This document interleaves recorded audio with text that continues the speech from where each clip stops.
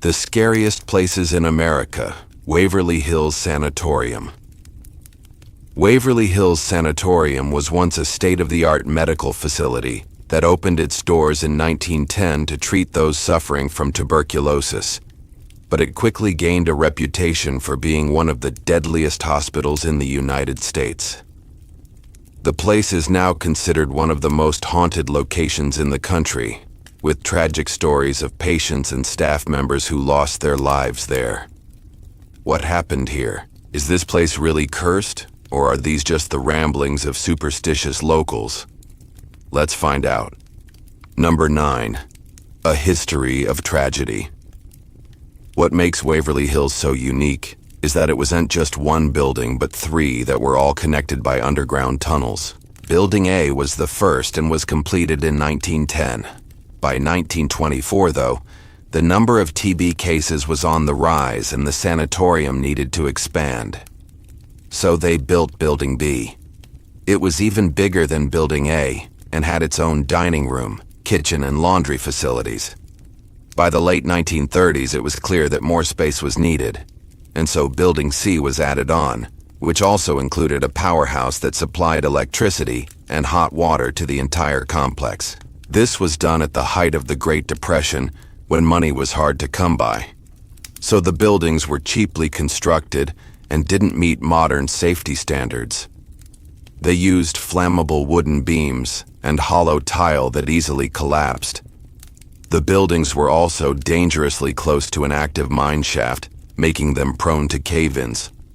On March 18, 1941, Building C caught fire and partially collapsed, trapping 60 patients inside. The fire department arrived, but there was nothing they could do. They didn't have proper equipment to reach the patients trapped in the rubble. Of the 60 people trapped inside, only 27 made it out alive. But what really sealed the fate of Waverly Hills was the discovery of a cheaper and more effective treatment for tuberculosis. With the introduction of streptomycin in 1948, the sanatorium no longer seemed necessary, and it closed its doors for good. In 1961, the buildings were demolished. Number 8.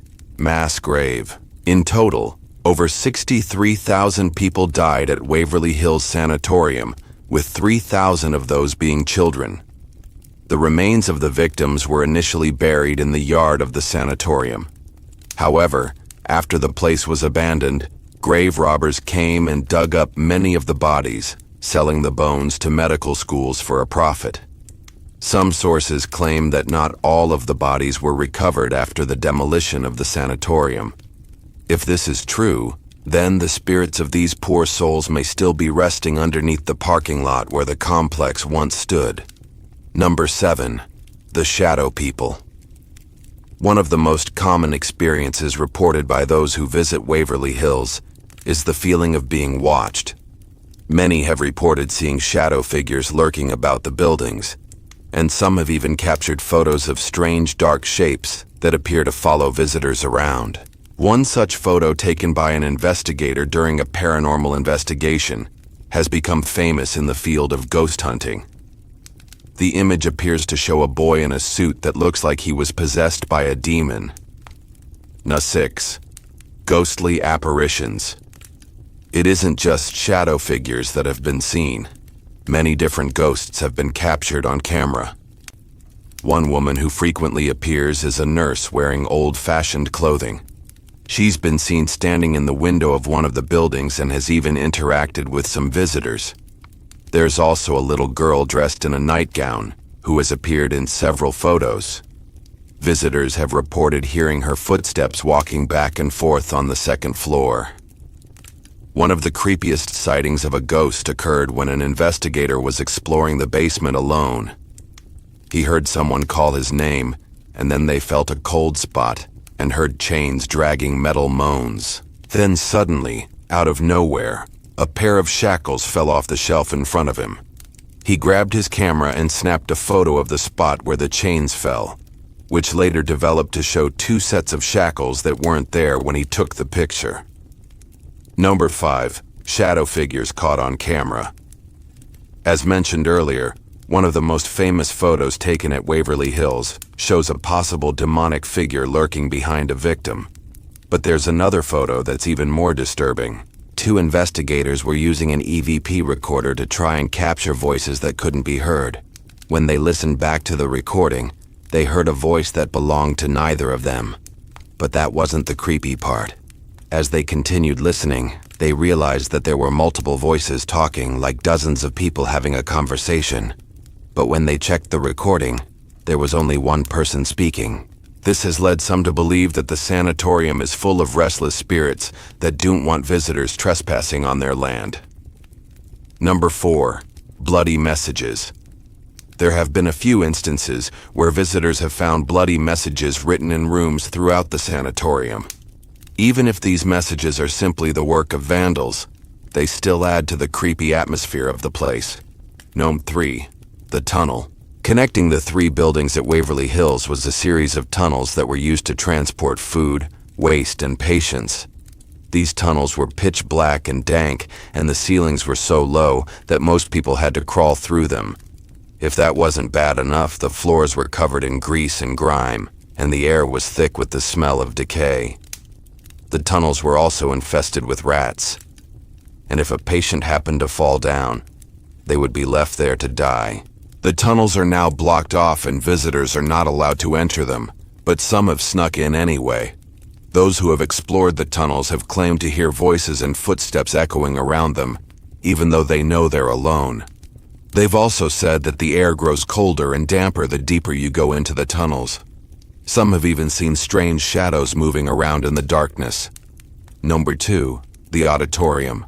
The auditorium at Waverly Hills is one of the most popular spots for paranormal investigators because it's believed to be one of the most haunted places in the entire complex. People have reported hearing music and singing coming from the stage area, even though the building has been empty for decades. Some have even seen the ghost of a woman who appears to be sitting in the front row of the audience. Number 1. Room 502. Room 502 is arguably the most haunted room in Waverly Hills Sanatorium. The room was once used to store medical equipment, but now it's filled with the spirits of those who died here. Investigators have reported feeling an overwhelming sense of sadness and despair every time they enter the room. Some have even seen the ghost of a little girl who appears to be crying. One investigator was taking photos in the room when suddenly the lights turned off. When he looked at the photos later, he saw an orb that appeared to be a spirit of a young child. Another investigator was using his EVP recorder when he heard the voice of a little girl crying out for help. Is Waverly Hills Sanatorium really haunted, or are these just the ramblings of superstitious people? You decide in the comments below. But before you go, make sure to hit that like button for more videos. See you next time. This is the most haunted house in America, at least that's what they say. It's called the Conjuring House and it's located in Rhode Island. Let's go. This house is responsible for some of the scariest stories in paranormal history. And in fact, there's so many scary stories from this house that there's a whole museum dedicated to it. There's also a gift shop where you can buy salt, candles, and other tools to protect yourself from demons. And now, let's take a look inside. So this is the living room. It's nice. You got your fireplace, your couch, your chairs. Nothing too crazy. But in the corner over there, you'll notice there's this little nook and you might think that is just a really weird place to put a chair. But actually, in the Perron family who lived here in the early 1970s, they claimed that the chair would move by itself. Sometimes it would even shake the entire house, and things would fall off the walls. This was the first sign of paranormal activity that they noticed. It was also around this time they started hearing footsteps above their heads, and sometimes they would even feel like they were being touched. But that's not even the beginning of the story. In the basement of this house, there are some pretty terrifying things going on. These doors, for example, they don't open easily. In fact, most of the time they won't open at all because they're sealed shut. One day, one of the investigators decided to break through the wall to see what was behind it, and what they found was pretty freaky. They found a trap door leading into a tunnel. The tunnel led them to another basement window, and no one had ever known about this before. But when they went to close the trapdoor, it wouldn't budge. And since then, no one has been able to open or close that trapdoor. When the Warrens first arrived at the house, they noticed a pentagram painted on the floor, and that was a bad omen. Ever since then, the house has been associated with Satanism and witchcraft. Now in the kitchen, the Warrens reported seeing disembodied hands reaching out from under the table. There were also reports of silverware moving across the table and even shaking the entire house. And I guess this all makes sense because back in the day, this was the center of all the paranormal activity, and if you look closely at the floor, you can see scratches and burn marks from all the investigations that have happened throughout the years. It's safe to say that this house is considered a hotspot for paranormal activity. And the reason for that is because it sits on top of a Native American burial ground. There are spirits here, that much is true. But the question is, are they evil? Well, in the basement they found evidence of human remains and animal bones. Some of the bones belonged to pets that used to live at the house, and others belonged to humans. We don't know whose bones they are, but we do know that the previous owner buried them on the property. Maybe he wanted to hide them, or maybe he just didn't want to pay for a proper burial. Either way, this could be the reason why the house is so active. If we go outside, we can see the actual backyard where they found some of these bones. And if we zoom in, you can see the tree that the Warrens used for the exorcism. And right next to that tree is the old shed. Inside this shed is where they found the most evidence of paranormal activity. This is the bathroom that's inside the shed. It doesn't look like much today, but back in the day, this is where it all went down. The walls and doors are covered with demonic markings and symbols. And right here is the bathtub where the rituals were performed. Also in the bathtub is where the Perron family would find scratches and bite marks. One time they even found a bloody handprint in the tub. Now we're going to go upstairs. Up here is where all the bedrooms are, and every single room is just filled with demonic energy. Like in this closet, someone left a pentagram and the words Lucifer and Satan. Then as we walk down the hallway, you'll notice that all the doors are slightly open, even though no one opened them. And as we get to the end of the hall, we'll see that the stairs are moving by themselves. Okay, this is just some fun special effects that they added for the tourists. But back in the day, people reported seeing these stairs move on their own. And if we go down the stairs, we'll see that there's a little girl standing here. She's completely motionless, which is weird. And she's wearing a Victorian nightgown. But believe it or not, she's not even the scariest thing on this floor. Welcome to the nursery. They say that this is the most haunted room in the house, and the reason for that is because right here in this rocking chair, the ghost of a baby will appear and start rocking. And if you're brave enough to sit in the chair, the ghost will start to choke you. In the closet is where things get really creepy. On the floor is where they found the bones of a little girl, and her name was Catherine. She died in 1884, and she's the ghost that haunts this room. If you open up her closet, you'll see that it's full of demonic symbols and writings. But if we ignore all that, we can actually see something else. Right here in the corner is a mannequin, and at first glance it looks normal. But if we turn our heads, we'll see that its eyes are following us. I don't know about you guys, but I am definitely feeling some paranormal energy in this house. It's really scary up here. And to make things worse, this is where the infamous scratching post is. This is where visitors and former owners have reported being scratched and bitten while sleeping. But finally, it's time to check out the attic. This is where the ghosts come to play. They say that the floor in the attic slants because all the ghosts are dancing on it. But if we look closer, we'll see something else. All of these dolls are facing backwards. People say that the ghost of the little girl Catherine likes to hide in the attic and mess things up. Well, I gotta say this place is pretty messed up. But if we compare the old pictures to the new ones, you'll see that a lot has changed. Back in the day, this place looked pretty normal. It didn't look like a tourist attraction or anything like that. It just looked like a regular old house.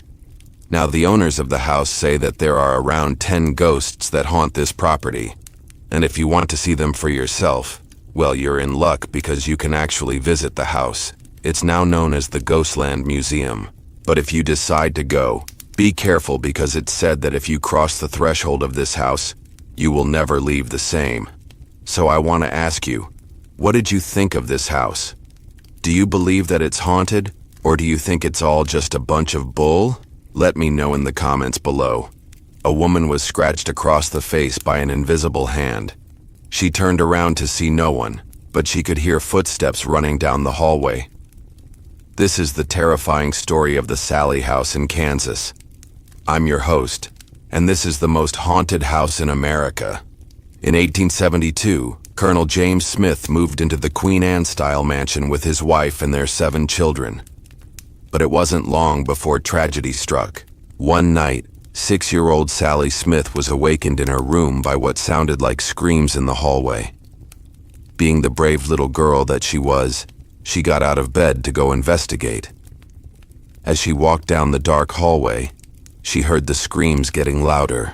Then suddenly a large black dog appeared in front of her and knocked her down.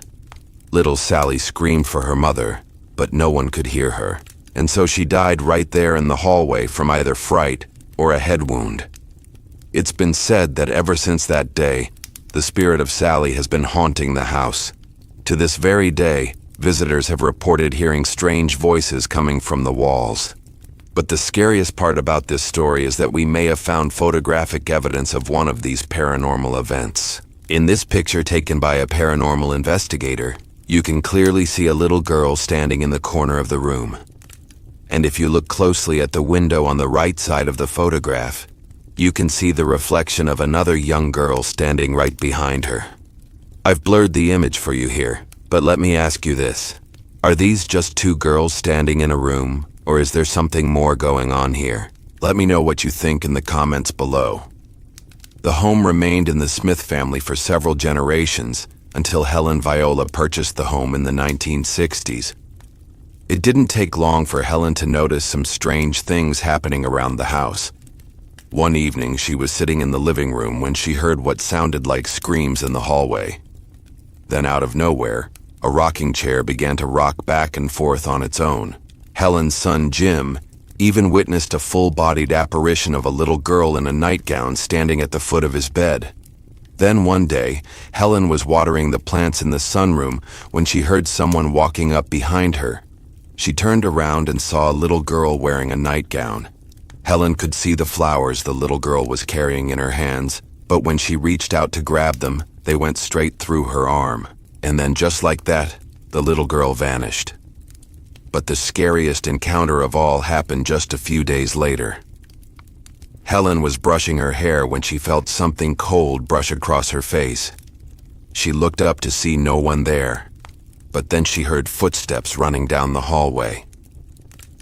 This is similar to the experience of the little girl who died in the hallway over 100 years ago. So now you're probably wondering, is this really the ghost of Sally haunting the house all these years later? Well, maybe. You see, paranormal investigators believe that when a person dies in a place of trauma, such as a house, that person's soul becomes attached to that property and they become a residual haunt. Residual haunts are different from intelligent haunts because they do not interact with the physical world. For example, a residual haunt might make regular appearances in the same room at the same time every night, but they won't interact with anyone. Intelligent haunts, on the other hand, are spirits that are aware of their surroundings, and they will often interact with people or objects in the physical world. This is where things get interesting. There have been several reports of intelligent haunts in the Sallie house, which means we could be dealing with more than just one spirit. In 2008, paranormal investigators were exploring the attic when one of the team members was pushed. The push was strong enough that he fell over and broke his camera, and while investigating the bedroom that Sally died in, a young girl named Samantha approached the bed and then levitated above it. The investigators caught the whole thing on camera, and then in 2010, during a ghost hunt, paranormal investigator Sean Democrity was taking pictures of the hallway when a woman in white appeared behind him. When he turned around, he noticed that the closet door had opened on its own, and he could feel a cold breeze coming from inside. When he investigated further, he discovered a hidden passageway leading to a crawl space under the house. The crawl space was filled with women's clothing and children's shoes. Could this be the secret hiding spot of Sally and her friends? Perhaps. Because here's the thing, Sally isn't the only spirit that's made herself known in this house. In fact, we have photographic evidence of at least 2 other ghosts that have made their presence felt in the home over the years. In this photo taken by the ghost trackers, you can see a little girl in a nightgown standing at the end of the bed. And if you look closely at the mirror next to her, you can see a little boy looking back at you. What's scary is that the mirror is covered with a cloth, yet the little boy's reflection is still visible beneath it. Then in this photo taken by a paranormal investigator, you can see a little boy standing in the corner of the room. But the scariest part about this photograph is that when the photo was developed, there was another set of footprints on the negative that shouldn't have been there. This suggests that the little boy wasn't the only one who was watching the investigator during the ghost hunt. Over the years, the paranormal activity has continued to escalate. In 2013, a new owner purchased the home, and soon after she moved in, strange things started to happen. She would hear disembodied whispers throughout the house, especially at night when no one was there. Then sometimes when she would walk from room to room, she would feel as though she were being watched.